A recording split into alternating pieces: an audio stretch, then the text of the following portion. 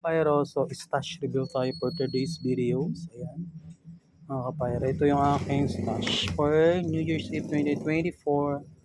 Ayan, meron tayong 16 shots ng Lamp of Aladdin and Road to Riches. Ayan, tapos ayan, meron 100 shot na crossfire.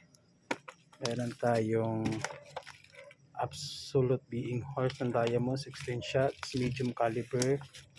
Ayan, sabi natin isa-isa. Tapos meron tayong 100 seconds Crackling Assault with Diamond Fireworks. Tsaka meron tayong dalawang Harley Quinn. Tsaka meron tayong, ayun, 300 shot. Di ko na, nakabalot na siya talaga. 100 shots Crossfire. Ay, 300 shots Crossfire. Ayan, by Diamond Fireworks. Tsaka, yan, umorder ako ng dalawang box ng Happy Flower. Yung may video ako nito, ang ganda-ganda, ang lakas-lakas. Kahit na nag-iba yung niya, nawala yung splash na masakit sa mata. Yun, mas lumakas naman yung putok niya. Tapos, ito, meron din tayo nito.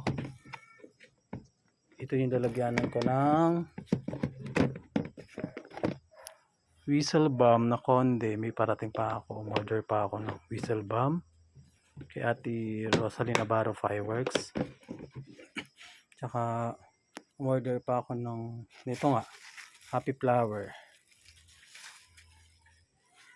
Tsaka meron din tayong ayan, Batibot. 6 na peraso siya. May nakalagay sa box na ganyan. Tapos meron din tayong Whistling Sky Rocket 49 shot. Tapos meron din tayong Lightning Thunder 12 shots. Uy, na price reveal na. Tsaka meron din tayong, ito yung pinakita ko unang vlog ko ng stash.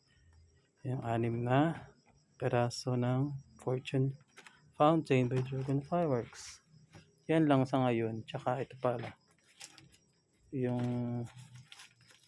pangalan nito, yung Roman Candles na 8 shot ng Diamond Fireworks. Tsaka yung dito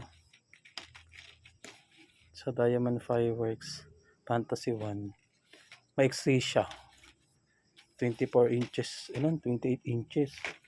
O hanggang dito lang talaga siya. Pwede mo pa siyang i-fold.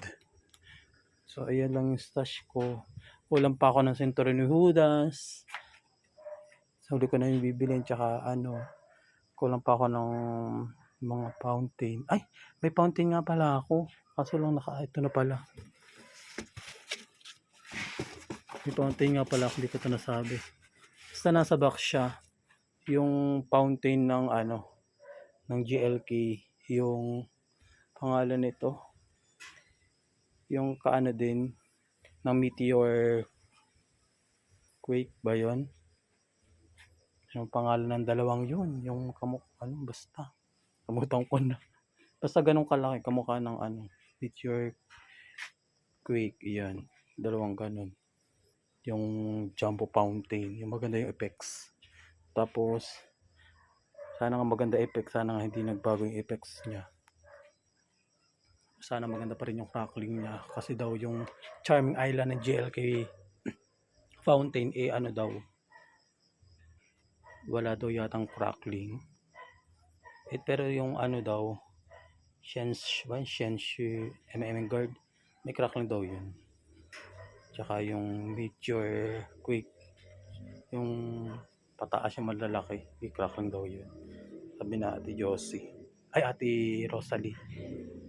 Tapos ano pa ba, ang kulang ko na lang din yung malalaki na fountain pa, tsaka yung fountain na silver, wala pa ako nun. Tsaka yung